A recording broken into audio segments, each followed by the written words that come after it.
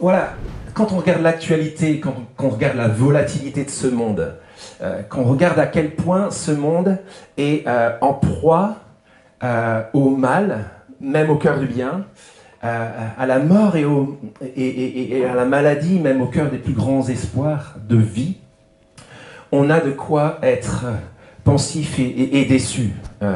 En l'espace de 24 heures, quand on dit « ça y est, c'est peut-être la fin de la guerre en Ukraine, tous à Moscou !» Et puis non, enfin, finalement, non, allez, tous en Biélorussie.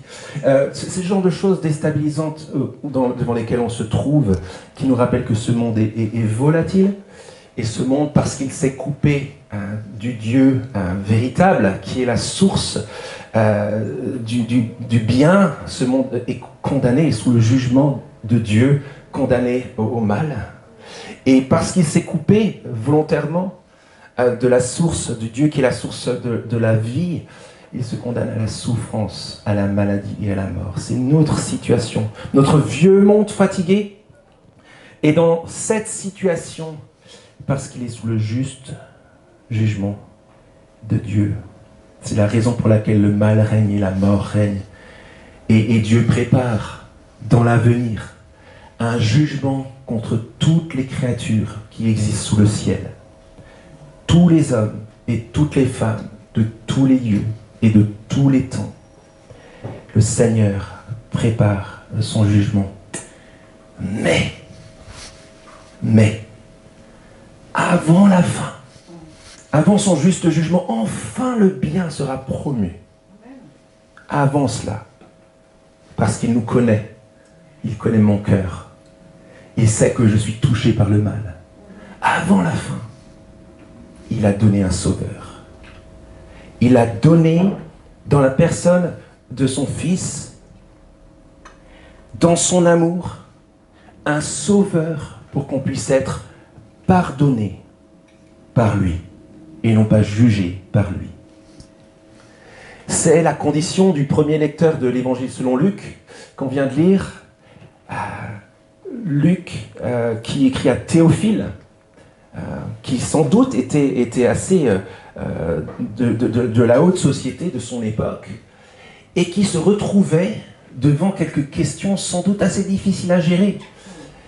Si le Dieu vivant offre le sauveur qu'il ne faut pas louper, comment ça se fait qu'il y a tellement de personnes qui passent à côté? Comment ça se fait que tellement de personnes ne l'écoutent pas? Est-ce que j'ai fait le bon choix en me mettant, moi, Théophile, le premier lecteur, à l'écoute du dénommé Jésus, le Sauveur? C'est pour nous le moment de faire la pause dans notre lecture de l'Évangile selon Luc, où pendant l'été, on va avoir un programme intermédiaire. Et ce texte qui est sous nos yeux ce matin, c'est le texte idéal pour faire une pause, pour faire une petite revue de ce que Luc nous a déjà dit, montrer de Jésus le Sauveur, en quoi il est Sauveur, de quoi il nous sauve, en vue de quoi il nous sauve, qui il sauve, quelle attitude à avoir face au Sauveur, beaucoup de choses, et c'est l'idéal avant d'entrer dans l'été. Oui, Théophile, tu as raison de croire. Regardez le début, tournez avec moi au début de l'évangile de Luc, dans vos Bibles, dans vos applications, au chapitre 1 et au verset 1 à 4, où justement, Luc écrit pour conforter la confiance de Théophile. C'est son introduction. Puisque plusieurs ont entrepris de composer un récit des événements qui se sont accomplis parmi nous, tels que nous les ont transmis ceux qui dès le commencement en ont été les témoins oculaires et qui sont devenus serviteurs de la parole, il m'a semblé bon à moi aussi, après avoir tout recherché exactement depuis les origines, de te l'exposer par écrit d'une manière suivie, excellent Théophile, afin que tu reconnaisses la certitude des enseignements que tu as reçus. Oui, Théophile, tu as raison de placer ta foi dans le Christ, parce que oui, le témoignage que je t'apporte sur la base des autres témoignages fiables est fiable lui-même. Tu peux être sûr. Et puis Jésus continue. Luc commence. Et si vous tournez les pages, on ne va pas refaire tous les détails, mais ça vaut le coup quand même. Luc montre, et c'est un peu ce qu'on a vu avec le rappel avec Yann il y a 2 semaines, Luc montre comment Dieu a rallumé la radio des prophètes pour annoncer la venue du précurseur de Jésus, de Jean-Baptiste. Et aussi sûr que selon les promesses de la parole dans l'Ancien Testament, Jean-Baptiste était le messager prévu, aussi sûr celui qui vient après Jean-Baptiste, le précurseur, c'est vraiment celui qu'il fallait attendre. Et c'est tout le travail de Luc dans ces 3 premiers chapitres, en particulier 2 premiers chapitres. Et puis ensuite, on a vu, si vous regardez le chapitre 3, Jean qui commence son travail, qui invite les gens par la proclamation d'une parole à revenir à Dieu, et puis Jésus qui vient et qui se fait solidaire de son peuple, qui se présente un petit peu à la manière du peuple de l'Ancien Testament, mais au lieu de faillir dans la tentation, il reste attaché à Dieu. Au lieu de rejeter la parole de Dieu, il s'attache à la parole de Dieu. Et face à la tentation du diable, au lieu de couler, il domine. Et il dit, notamment à la fin du chapitre 3, au début du chapitre 4, je veux dire, l'homme ne vivra pas de pain seulement, la suite du texte c'est, mais de toute parole qui vient de Dieu. Théophile, c'est sûr ce Jésus-là, c'est vraiment le Sauveur qui devait venir. Et sans transition, Jésus présente son programme. Et son programme, début du chapitre 4, verset 14 et suivant, c'est le suivant. Lisez avec moi, verset 18. L'Esprit du Seigneur est sur moi. C'est Jésus qui lit une parole de l'Ancien Testament qui s'applique à lui. L'Esprit du Seigneur est sur moi, parce qu'il m'a oint pour guérir ceux qui ont le cœur brisé, pour annoncer la bonne nouvelle aux pauvres. Il m'a envoyé pour proclamer aux captifs la délivrance et aux aveugles le recouvrement de la vue, pour renvoyer libres les opprimés, pour proclamer une année de grâce du Seigneur. Il roule le livre, il s'assoit, et comme tout le monde le regarde, verset 21, regardez ce qu'il dit, au verset 21, deuxième partie. Aujourd'hui, cette parole de l'Écriture que vous venez d'entendre est accomplie. Il est bien celui qui devait venir, et les signes qui accompagnent son ministère prouvent, cher Théophile, cher lecteur, qu'il est bien le Sauveur envoyé par Dieu, non pas pour juger le monde pour l'instant, mais, j'ai dit que je détestais ça, non pas pour juger, mais vous avez deviné, pour le sauver. Il annonce l'année de grâce de la part du Seigneur. Et donc quand on feuillette, quand on regarde le début des miracles, dès la deuxième partie du verset du chapitre 4, chapitre 5, chapitre 6, les miracles que Jésus fait constituent la preuve tangible des teasers qui montrent non seulement que Jésus conduit vers un monde où toutes ces maladies, ce mal et cette mort n'arrivera plus, mais aussi en écho avec ce qui avait été annoncé. Il est bien le Sauveur. Une sorte de confirmation XXL par ses miracles et sa puissance, qu'il est bien celui que Dieu a choisi avant le jugement dernier pour délivrer son peuple. Ministère de la parole de Dieu. Et avant d'aller un peu plus loin, voilà où on en est à ce moment-là. Et si on prend le temps, c'est pour qu'on puisse peut-être prendre le temps de digérer ça pendant l'été. Il faut encore noter une chose. C'est que dans son ministère, Dieu opère un jugement par le ministère de Jésus, par l'exercice de sa parole. Au point que ceux qui sont tout en haut sont invités à s'abaisser pour être sauvés par lui. Doivent descendre de leur piédestal et de leur statut pour se mettre à être des disciples de Jésus. Puis inversement, ceux qui sont pauvres selon ce monde, qui sont peut-être méprisables aux yeux des hommes et à vues humaines, sont invités à devenir des disciples de Jésus et à être élevés par lui, comme enfants, fils et filles de Dieu, membres de la famille de Dieu. Le grand renversement est en train d'avoir lieu. Les orgueilleux, Dieu les abaisse. Les humbles, Dieu les élève. C'est présent dans le ministère de Marie, la maman de Jésus, qui avait déjà dit ça, poussée par le Saint-Esprit. Et c'est là qu'on le voit. Et voilà pourquoi on prend ce temps pour camper le décor. Parce que ce moment un peu de revue de Jésus par rapport à cette parabole et cet enseignement qu'il y a ici, c'est essentiel pour bien comprendre et voir ce retournement. Toujours, dans le ministère de Jésus, la centralité de la proclamation de la parole de Dieu. Je ne sais pas si vous vous rappelez, mais dès le début, sa priorité, ce n'était pas de guérir, même s'il guérissait tout le monde. C'était d'annoncer la parole de Dieu. Et ça, dans la Bible, qui rend compte de l'histoire de l'humanité, c'est pas une surprise. C'est un schéma décisif de relation entre Dieu et l'homme. Dieu rentre en relation avec ses créatures. Dieu est en relation avec son peuple par sa parole. Genèse 1, il a tout créé par sa parole. Genèse 2, il donne sa parole comme le cadre bienfaisant. Genèse 3, l'homme rejette sa parole. Et ça continue. Genèse 12, Abraham croit à la parole de Dieu, qui veut par lui bénir toutes les nations. Et il part sans savoir où il allait. Il fait ses cartons sans savoir où il allait. Ça me parle beaucoup. Et ça continue. Et on regarde dans les psaumes. Dans les psaumes, le psaume 1, heureux l'homme qui médite la loi, la parole de l'Éternel jour et nuit. Il est comme un arbre planté près d'un cours d'eau, portant du fruit en son temps, dont le feuillage ne se flétrit pas. Tout ce qu'il fait réussit. La parole encore.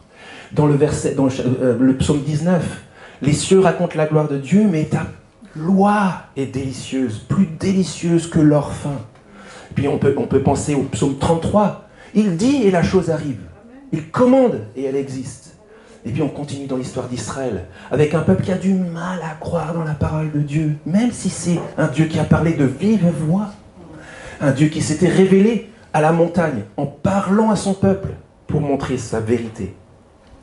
Au chapitre 55 d'Ésaïe, Dieu qui dit encore et encore, dans toute l'histoire de l'humanité, dans toute l'histoire de son peuple, ma parole ne revient pas à moi sans effet, sans avoir accompli ce pourquoi je l'avais envoyé. Je m'arrête là.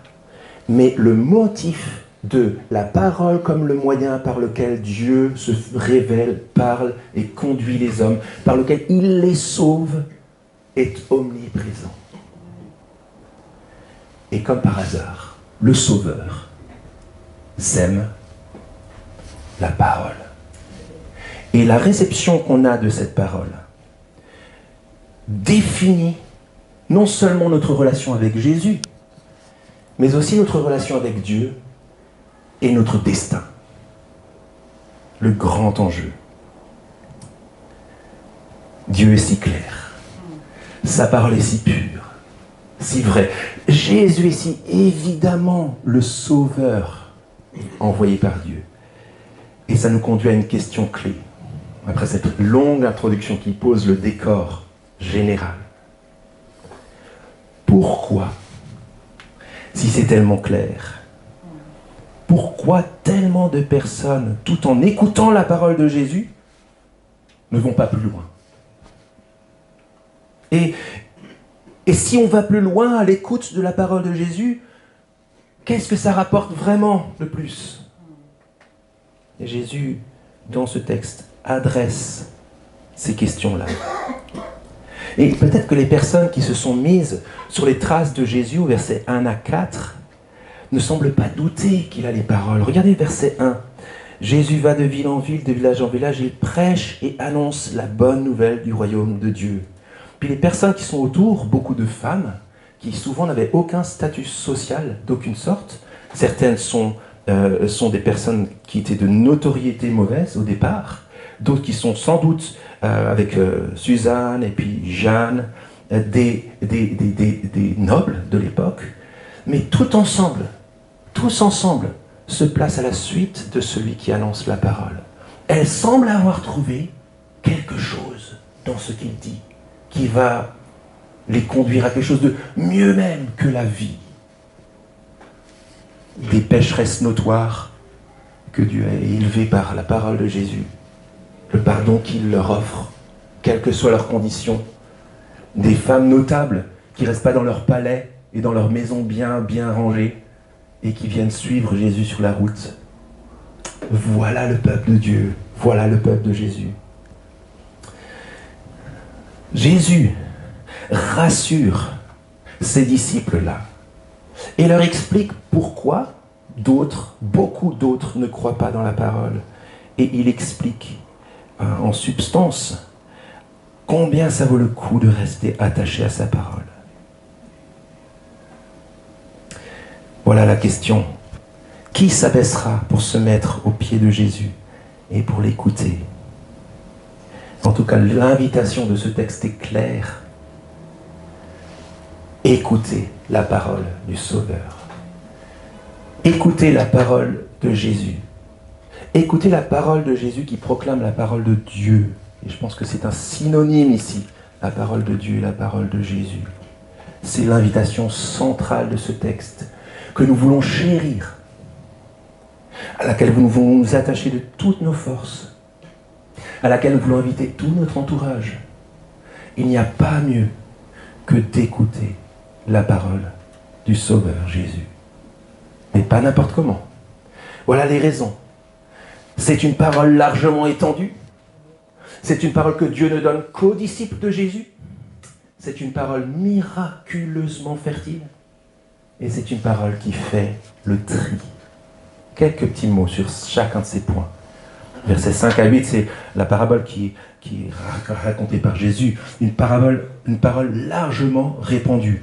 Verset 5, le semeur sortit pour semer sa semence. Alors je ne sais pas si vous avez la fibre agricole, etc., ou la fibre économe, mais quand vous voyez comment le semeur sème, on doit se dire quelque part, il y a beaucoup de déperdition. Alors, on ne peut pas dire là exactement les proportions, mais en tout cas, c'est vraiment semer à toute volée. Et pour nous permettre de comprendre cela, de comprendre cette générosité dans la parole répandue, il faut qu'on ne pense pas à ça. Moi, j'ai une fibre agricole, en fait. Voilà. Ça, c'est un semoir pneumatique à blé, avec l'idée qu'il faut qu'il y ait de moins de déperdition possible. Donc, non seulement il y a les rangées, ting, ting, ting, ting, ting, qui sont prévues, mais en plus, dans chaque rangée, le système pneumatique qui met une graine par trou. Ding, ding, ding. C'est pour ça que nos champs, ils sont... Hein. Surtout qu'il n'y ait pas de perte. Surtout. Non, ce qu'il faut avoir en tête, c'est plutôt, merci Vincent, c'est ça. Vous voyez, alors on ne le voit pas beaucoup, mais j'ai trouvé super d'avoir un petit point. Vincent, j'aime beaucoup Vincent. Il a un sac sous le bras, comme ça, une escarcelle, et puis il prend... C'est ça le semeur jusqu'à il y a récemment dans l'histoire de l'humanité. Il prend les graines et les jette à tout vent. Très largement. Et puis pour être sûr que le bord du champ soit bien couvert, il lance au-delà de la limite du champ. D'une manière généreuse, de manière à être sûr que tout est couvert. Ce monde est sous le jugement de Dieu, et pourtant Dieu y fait résonner sa voix. Partout. Et quand bien même il y aura des endroits qui ne seraient pas couverts par sa parole, eh ben, il fait en sorte que, par les gens qui l'envoient, sa parole aille encore jusqu'aux extrémités de la terre. Dans le moindre recoin de ce monde, Dieu répand largement sa parole. Comme dit le Seigneur Jésus à la fin de cette parabole, que celui qui a des oreilles pour entendre, entende. Il y a quelque chose qui doit piquer notre curiosité, qui doit nous demander d'aller plus loin. Parce qu'on se dit, ouais, quand même, le chemin, bon, le rocher, voyez, on sait que ça ne pousse pas, j'ai fait des études agronomes.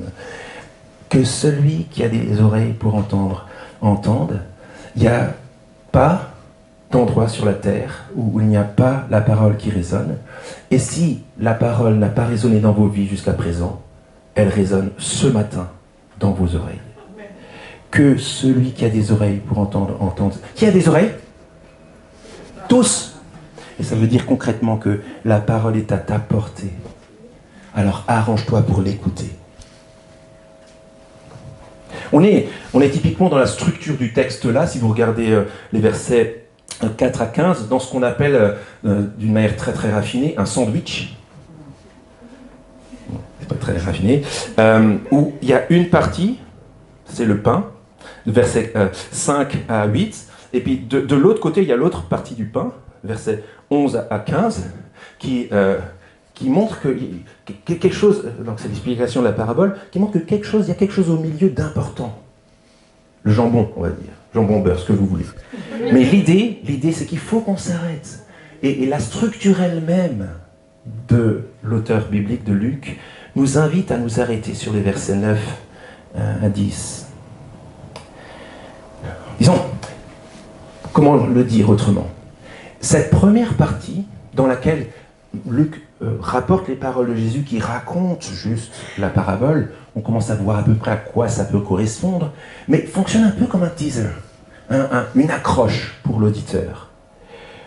Pour que, comme les disciples au verset 9, au lieu de mépriser une histoire trop simple, on cherche à savoir un peu plus sa signification profonde. Et en soi, c'est déjà un test. Une parabole de Jésus. En plus, on pourrait dire, ouais, c'est bon, je la connais. Parabole du semeur. Qui veut s'abaisser pour aller au-delà d'une histoire simple pour les gamins et pour s'asseoir vraiment au pied du maître et comprendre ce qu'elle signifie. C'est pas donné à tout le monde. Il faut s'abaisser pour le faire. Et c'est ce que les disciples font au verset 9. Ils lui demandèrent ce que signifiait cette parabole. Et Jésus va essayer de leur expliquer. Ils vont essayer de comprendre surtout, c'est clair ce que Jésus dit. Les enjeux vitaux qu'elle décrit. Parce que c'est pas une petite historiette. Et que malheur à ceux qui se sont dit, c'est une petite historiette pour les gamins, c'est bon, j'ai compris, ouais, c'est bon, il faut semer, voilà. Parce que l'enjeu est gigantesque.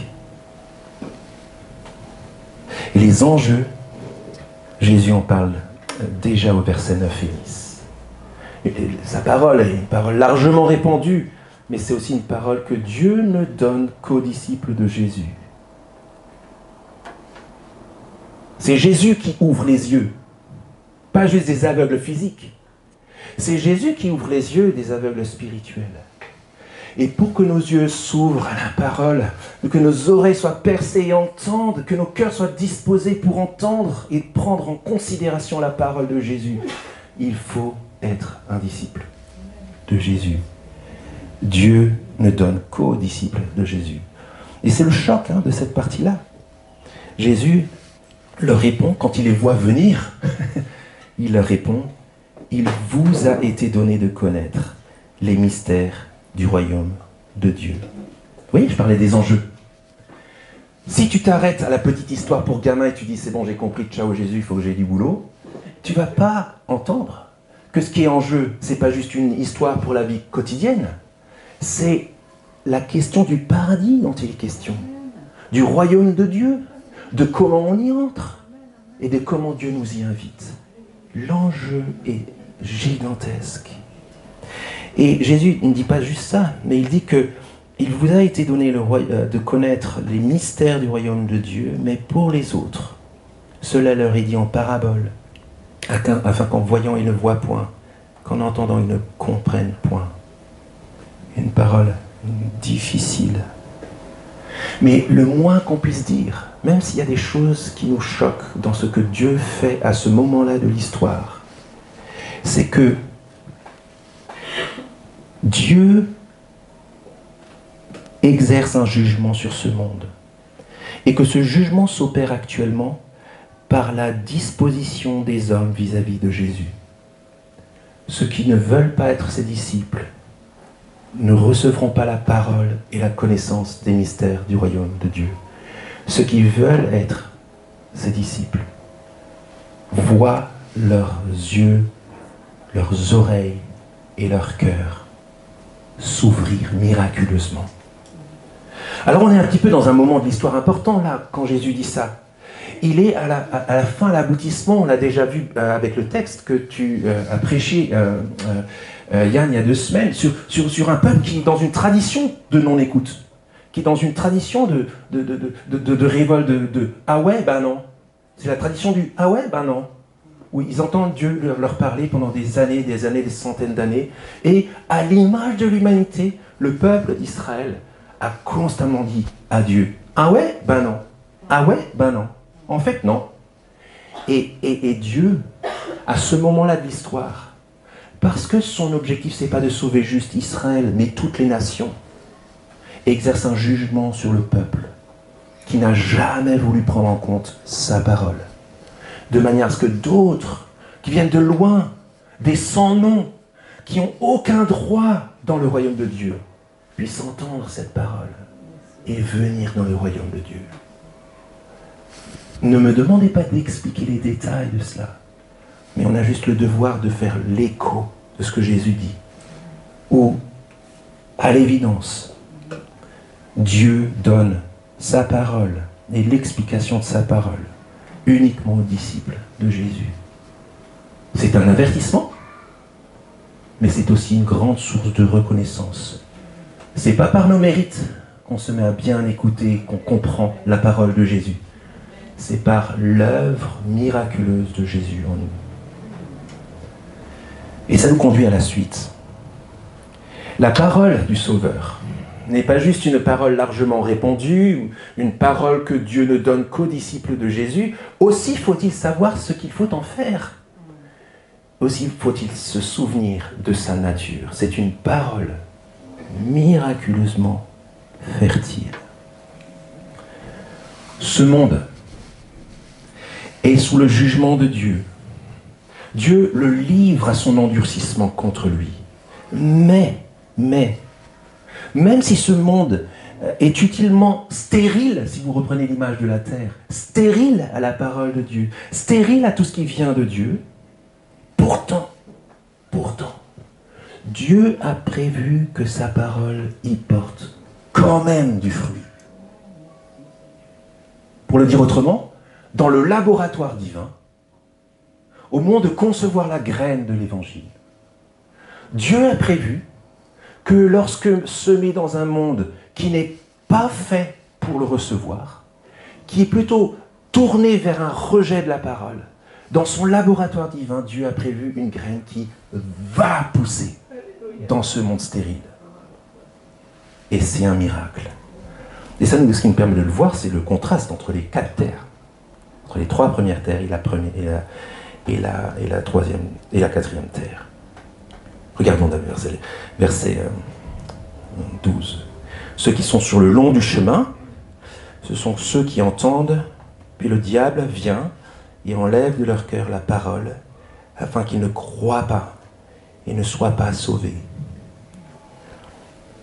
Tellement important, cette première terre.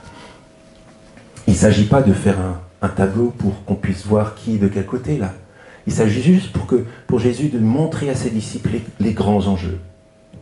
Je l'ai dit, Jésus raconte cette parabole, c'est évident, pour montrer qu'il y a des enjeux monumentaux et que ceux qui s'arrêtent à la discussion pour les gamins ne vont pas aller plus loin pour comprendre les enjeux monumentaux. Donc il ne s'agit pas juste d'entendre parler de l'évangile, de la main tendue de Dieu vers nous, dans la personne de Jésus-Christ, et puis ensuite de partir se promener, et puis c'est pas si grave que ça, il y a d'autres religions, il y a d'autres schémas dans le monde, je peux très bien vivre sans ça. Non, ce que Jésus est en train de dire, c'est qu'il y a quelque chose qui se joue de beaucoup plus grand. Si la parole coule sur mon cœur comme de l'eau sur les plumes d'un canard, il est en train de dire qu'il y a quelqu'un d'autre qui est à l'œuvre.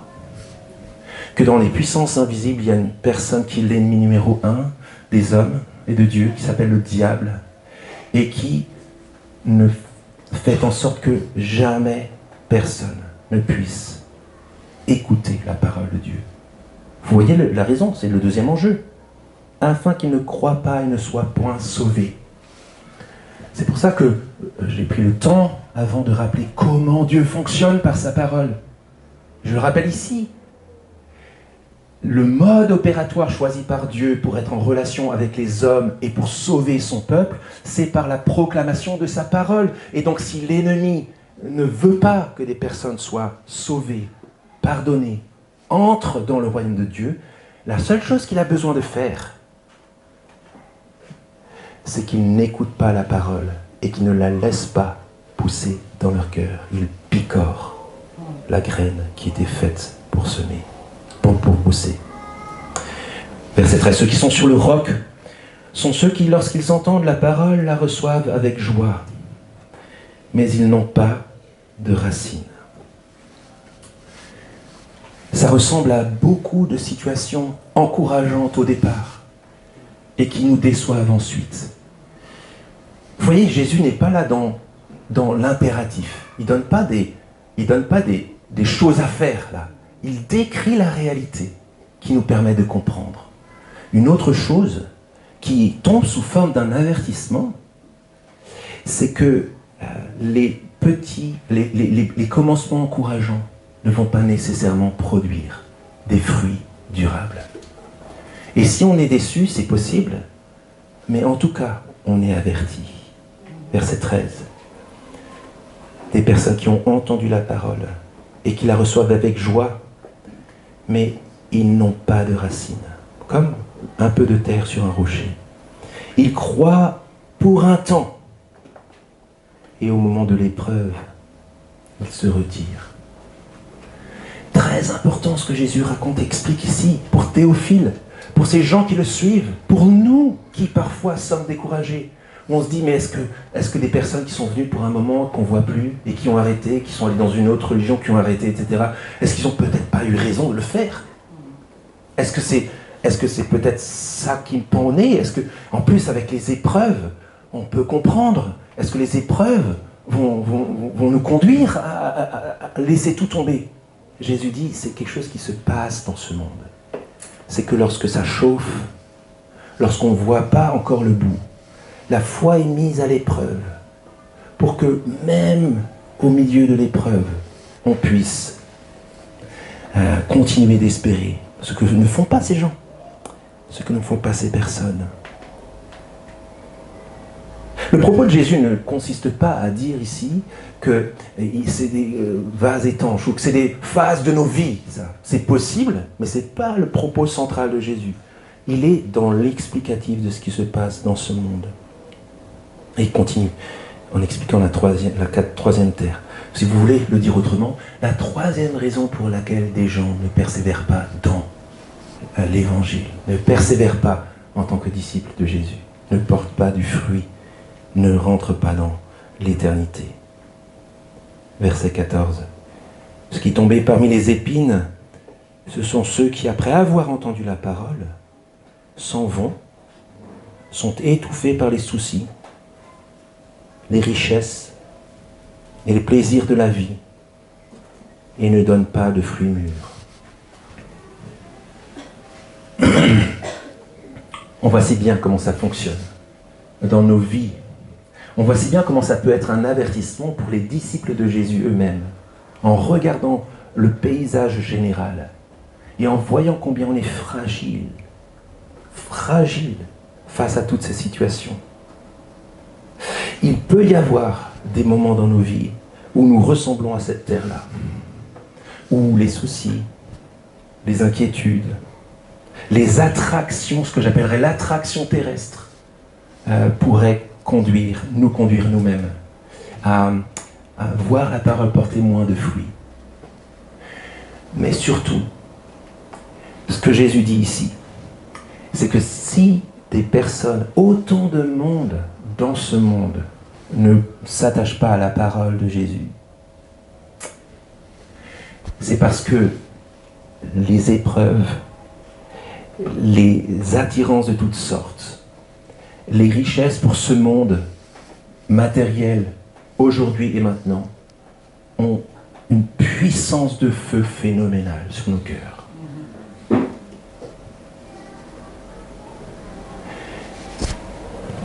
J'imagine déjà les prières que ça vous pousse à prier, la stratégie de Satan, la tentation de l'épreuve, l'attraction terrestre. On a les pieds plantés au sol dans du béton armé. Peut-être que c'est des amis autour de vous, des gens qui sont proches.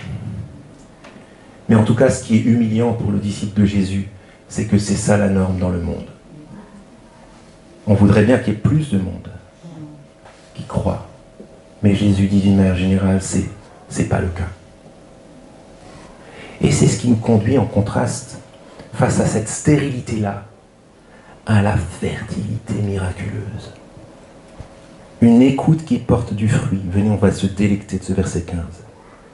Ceux qui dans la bonne terre, ce sont ceux qui entendent la parole avec un cœur bon et honnête, la retiennent et portent du fruit par la persévérance.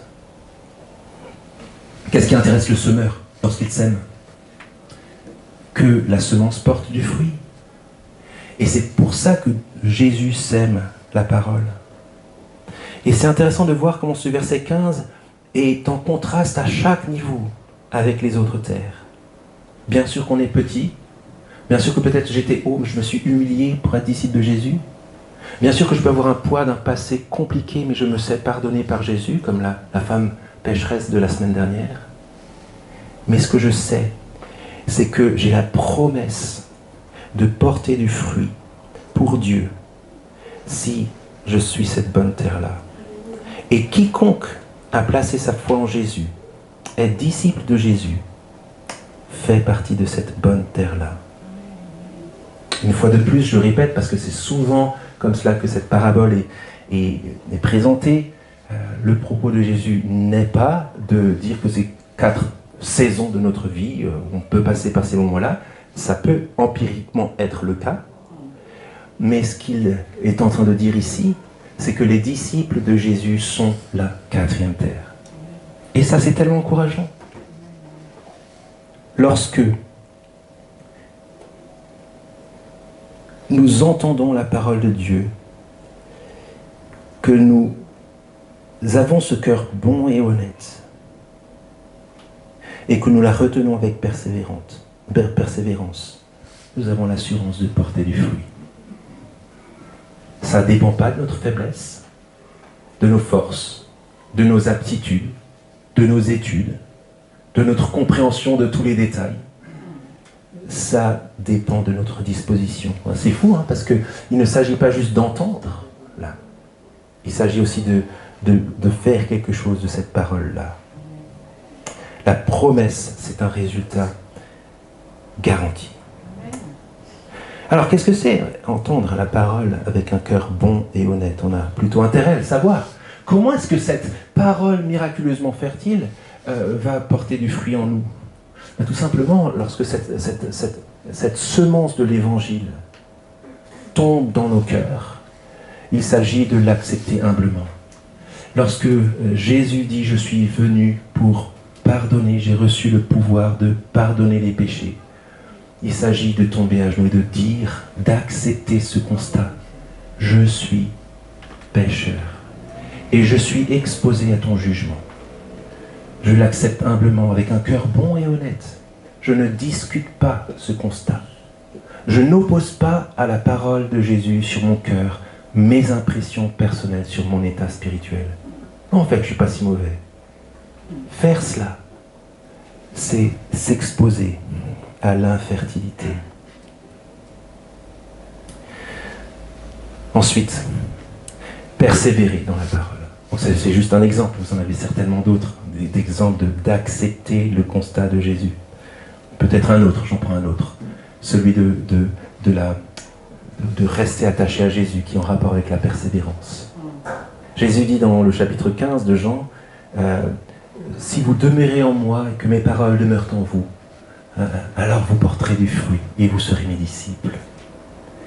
Persévérer dans la parole, c'est dans la parole du Sauveur, c'est pas juste l'écouter une fois pour toutes, c'est se plonger dedans et continuer à l'accepter constamment. Un chrétien véritable, bon et honnête, un disciple de Jésus, c'est quelqu'un qui ne se dit pas qu'il a compris tout une fois pour toutes, mais plutôt qui continue à accepter une parole qui parfois est blessante, mais qui toujours va le relever. Et il s'agit de persévérer dans ce constat. Il y a des fois dans nos vies, en tant que disciples, où on a plus de mal à accepter le constat, le doigt pointé de Dieu sur nos obscurités, notre péché. Mais la meilleure chose qu'on puisse faire, c'est de persévérer dans l'écoute du Dieu qui nous dit, lui qui voit tout, tu es pécheur, Tu as besoin d'un sauveur. Je t'ai donné un sauveur. Fais confiance au sauveur. Sois restauré. Grandis. Porte du fruit. Et pour le dire d'une manière croisée, comme un prisme, on pourrait tout simplement se dire que si on prend notre devise, croire, vivre, proclamer, porter du fruit abondant pour l'évangile, c'est croire dans le Christ, vivre la vie digne du Christ et proclamer la parole du Christ autour de nous, abondamment, largement. C'est ce qui conduit au dernier point. Écouter la parole du Sauveur, c'est une parole largement répandue. C'est une parole que Dieu ne donne qu'aux disciples de Jésus. C'est une parole miraculeusement fertile. Waouh! Le rêve. Et c'est une parole qui fait le tri. Dernier aspect, versets 16 à 21. Ce monde est sous le jugement de Dieu. Et Dieu opère ce tri à partir d'un seul critère. Comment on considère sa parole. Et Jésus montre ce tri à partir de versets 16 à 18 d'un côté, et puis 19 à 21 de l'autre, par deux jugements par lesquels Dieu tranche. Premier jugement, le jugement de la lumière et de la réception. Verset 16. Personne, après avoir allumé une lampe, ne la couvre d'un objet ou ne la met sous un lit. C'est une parole faite pour être entendue. Mais il la met sur un chandelier afin que ceux qui entrent voient la lumière. Car il n'est rien de caché qui ne doit être découvert et rien de secret qui ne doit venir au grand jour. Par sa parole, Dieu sonde les cœurs, fait venir au grand jour notre condition, met face à nos yeux l'évidence pour que nous puissions faire quelque chose, croire dans le Sauveur. Par sa parole qui se répand dans le monde, Dieu fait en sorte que sa vérité, sa lumière se répande. Et il fait en sorte que ses disciples qui ont reçu et se sont attachés à cette parole puissent la répandre. Dans ce monde, rien de secret ne sera resté caché. Tout viendra au grand jour. Verset 18, c'est la raison pour laquelle Jésus dit « Prenez donc garde à la manière dont vous écoutez. » C'est comme un rappel, un refrain essentiel pour nous. Comment écouter la parole de Dieu. Car on donnera à celui qui a, mais même à celui qui n'a pas, on notera, mais à celui qui n'a pas, on notera même ce qu'il pense avoir. De quoi ça parle? Ici, ça parle simplement de la promesse qui se trouve dans la récolte, dans ce qu'on a reçu au niveau de la semence. Pour l'appliquer à un texte, par exemple, de la Bible, prenons l'évangile de Luc, c'est savoir faire la différence entre dire « Oui, mais alors l'évangile de Luc, j'ai déjà lu, merci », d'un côté, et de l'autre côté, je laisse la parole du Sauveur me transformer quotidiennement, me vivifier, parce que je sais qu'elle n'est pas juste un bouquin comme on lit un bon bouquin dans un article, mais qu'elle est la parole vivante et vivifiante de Dieu, par laquelle il me sauve, et je la laisse couler en moi, et je m'y accorde, je m'y attache. Et qu'est-ce que c'est le résultat? C'est que, au lieu que cette parole tombe comme de l'eau sur les plumes d'un canard, comme on disait avant, au lieu qu'on passe à autre chose, oui c'est bon Luc, je connais, oui la Bible j'ai déjà lu, merci, on laisse cette parole couler en nous et notre connaissance du royaume de Dieu, notre sagesse profonde, notre relation intime avec Dieu, notre dépendance radicale avec le Sauveur, tout cela grandit en nous, fleurit en nous. Et alors qu'on a commencé avec ça, si on persévère et si on entend, la profondeur de Dieu plonge dans nos racines et nous transforme. Celui qui a, on lui donnera encore plus. Et je suis sûr que c'est l'histoire de beaucoup d'entre nous ici. On a tous commencé avec petit.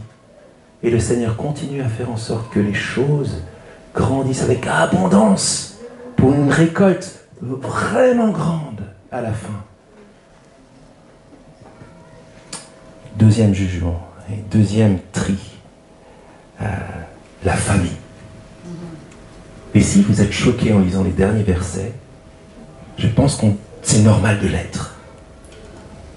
La mère et les frères de Jésus se présentèrent, mais ils ne purent l'aborder à cause de la foule. On l'en informa. Ta mère et tes frères sont dehors et veulent t'écouter.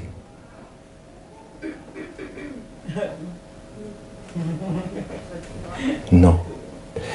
Ta mère et tes frères sont venus et veulent te voir. Alors, je ne sais pas pourquoi, mais ce que Jésus répond est cinglant et sans appel. Ma mère et mes frères sont ceux qui écoutent la parole de Dieu et la mettent en pratique. Un nouveau tri, un nouveau jugement. Une frontière du royaume de Dieu qui ne passe plus par le Jourdain ou qui ne passe plus par des pays d'une manière ou d'une autre, où il y a plus un Occident chrétien et puis le reste du monde, j'en sais rien. Ça n'existe pas dans la pensée de Dieu. La frontière passe par les cœurs, au milieu des familles, y compris au milieu de la famille de Jésus, pour que dans sa famille, quiconque écoute sa parole, la parole du Sauveur, et s'y attache avec un cœur bon et honnête, devienne son disciple, c'est-à-dire son frère, sa sœur, sa mère. Le bon exemple pour nous, c'est Marie. Marie qui a essayé de voir Jésus là, et Marie qu'on retrouve au début du livre des Actes, parmi les disciples. Elle est devenue de la famille de Jésus d'une autre manière. Pas juste en disant « Eh oh, je suis quand même ta mère, c'est moi qui t'ai fait hein », mais plutôt comme disciple, confiante de son Seigneur et son Maître qui était dans son ventre. C'est un bon exemple, je trouve, pour nous. Dieu est souverain sur la vie. Dieu appelle. Dieu sauve et juge. Et nous sommes au bénéfice de son appel. C'est par sa parole que Dieu fait le tri dans le monde. C'est par sa parole qu'il sauve et qu'il juge. Je reviens une dernière fois sur la question du grand renversement, typique de l'Évangile. Dieu résiste aux orgueilleux, mais il donne sa grâce aux humbles. Et quand il est question que Jésus annonce la bonne nouvelle de l'Évangile aux pauvres, c'est pas qu'il le fait à des gens qui sont pauvres sans monnaie, c'est possible. Mais c'est d'abord à ceux qui se savent pauvres et dépendants spirituellement et qui savent qu'ils doivent descendre de leur hauteur pour se mettre sur les traces du Sauveur et pour écouter sa parole transformatrice. De ceux qui sont grands et puissants.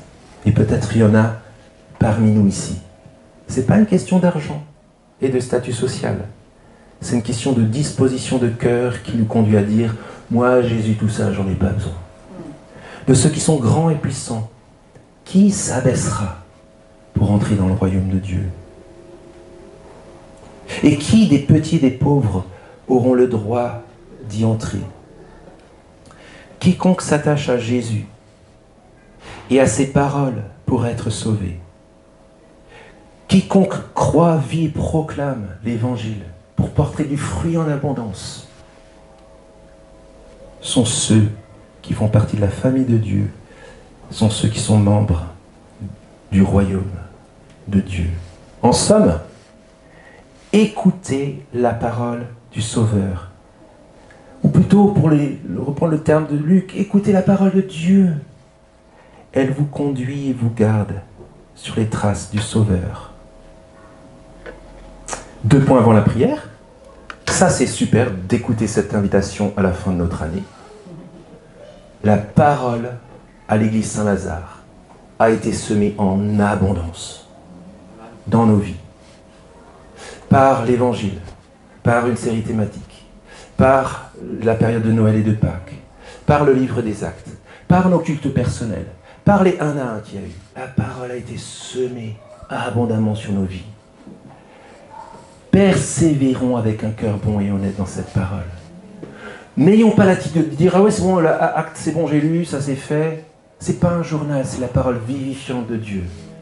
Faisons notre trésor de cette parole. Revenons, laissons-la par l'esprit et la prière faire son œuvre en nous. Et faisons confiance que celui qui a peu recevra beaucoup.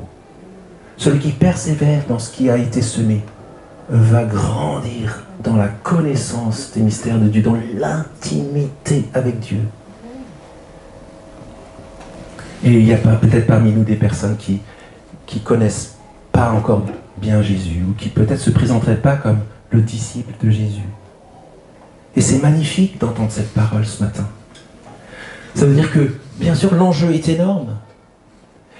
Il y a des fruits et des promesses rattachées qui sont d'une richesse sans fin. Et que ce matin, la parole résonne dans vos oreilles et sur vos cœurs. Ce matin, c'est le moment de répondre et de dire « Je m'abaisse pour écouter la parole du Sauveur ». Je vous invite à un temps de silence et puis ensuite on va prier ensemble.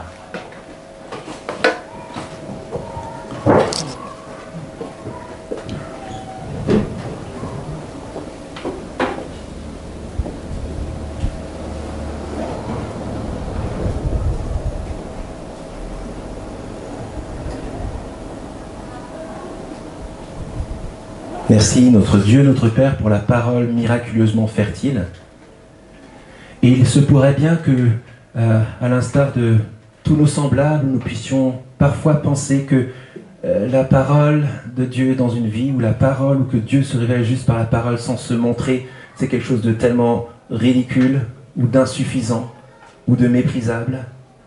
Et nous voulons te demander pardon pour cela. Nous voulons te remercier parce que d'une manière très claire, ce matin, tu nous rappelles que c'est ton mode opératoire. C'est comme ça que tu fais pour conduire des hommes et des femmes sur les traces du Sauveur, ton Fils Jésus. Nous voulons te demander que tu nous renouvelles. Nous voulons te présenter notre été. Nous voulons te présenter nos vies. Nous voulons te demander que tu nous donnes d'avoir des cœurs malléables, des cœurs de disciples, et que nos graines semées portent 100 fois plus pour ta gloire. En Jésus-Christ notre Sauveur. Amen.